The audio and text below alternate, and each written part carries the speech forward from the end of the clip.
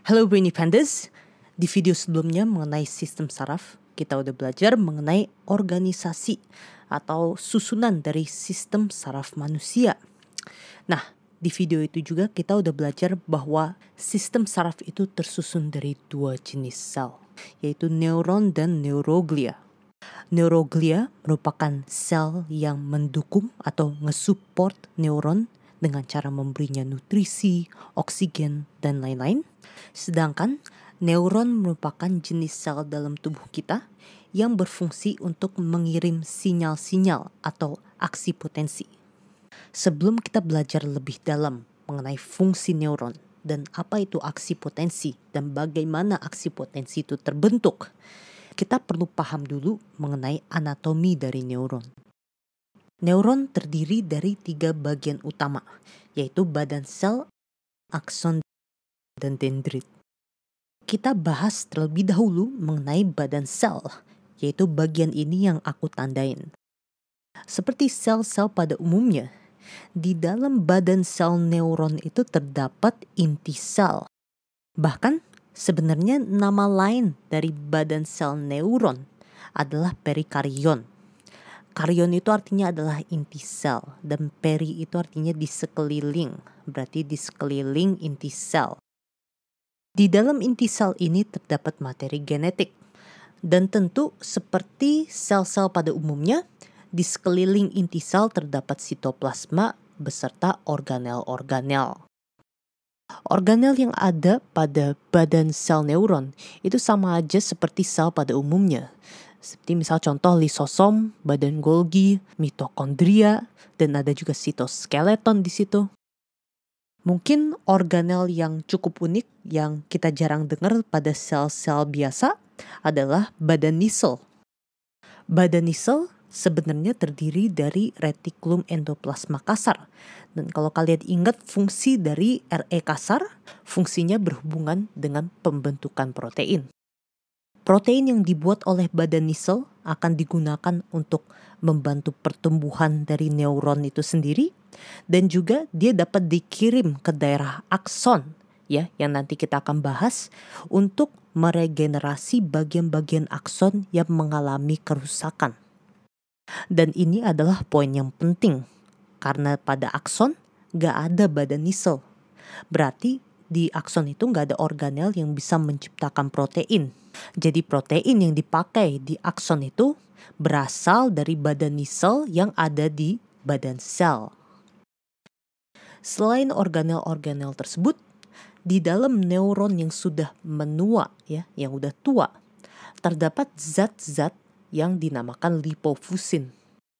Lipo itu artinya lipid atau lemak, dan fusin itu artinya pigmen atau zat warna yang berwarna kecoklatan.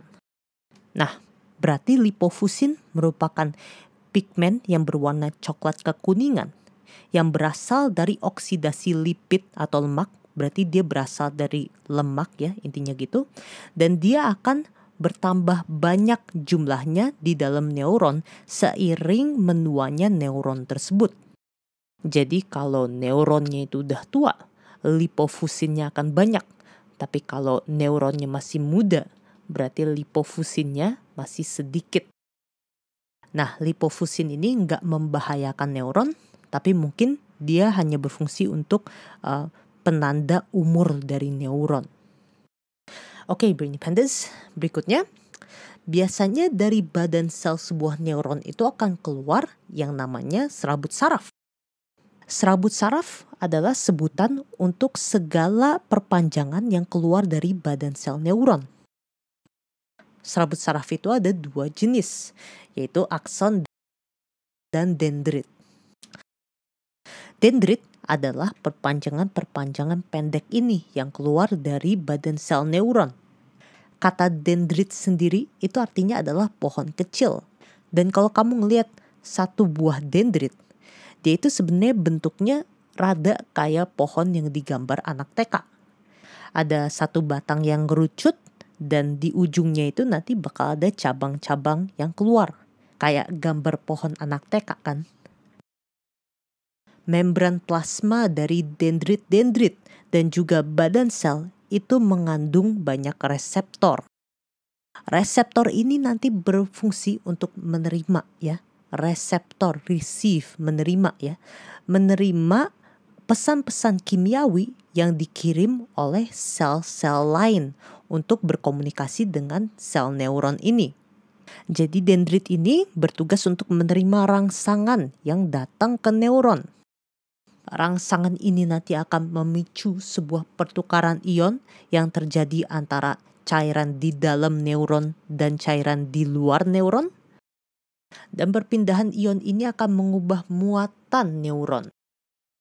Dan perubahan muatan ini akan menciptakan sinyal atau aksi potensi yang akan jalan menyusuri akson dari neuron. Nah, kata akson itu diambil dari kata aksis. Dan aksis itu berarti garis imajiner atau garis khayalan. Akson ini bentuknya seperti sebuah garis yang panjang dan tipis.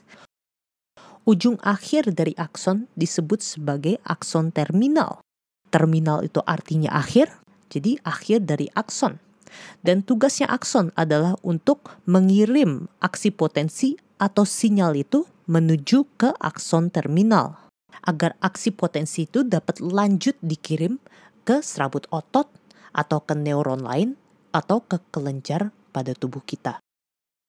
Akson dan badan sel dihubungkan oleh struktur yang namanya akson hillock. Hillock itu artinya bukit kecil. Karena sebenarnya kalau aku gambar outline ya dari akson hillock dan aku rada puterin gini berapa derajat, dia itu bentuknya kayak sebuah bukit kecil. Nah, bagian dari akson yang paling dekat dengan akson hillock disebut sebagai the initial segment. Initial artinya pertama dan segment itu artinya bagian. Jadi bagian pertama dari akson. Di antara akson hillock dan initial segment terdapat sebuah zona ya, sebuah daerah yang dinamakan trigger zone. Trigger itu artinya adalah pemicu dan zone itu daerah, berarti daerah pemicu. Dan pada trigger zone inilah aksi potensi atau sinyal itu akan pertama muncul dan dari sini dia akan jalan ke arah akson terminal. Sitoplasma yang ada di dalam akson kita sebut sebagai aksoplasma ya, dari kata akson kan, plasma, sitoplasma. Dan membran sel dari akson kita sebut sebagai aksolema. Oke, Brainy Pandas, mungkin kalian juga pernah dengar kalau ada struktur yang menyelubungi akson biasanya, dan itu disebut sebagai selubung mielin. Biasanya pada akson terdapat beberapa selubung mielin. Dan di antara selubung mielin itu terdapat sebuah gap atau terdapat sebuah daerah pada akson yang gak terselubungi.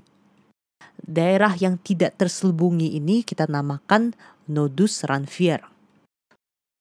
Fungsi dari selubung mielin adalah untuk mempercepat jalannya sinyal menyusuri akson.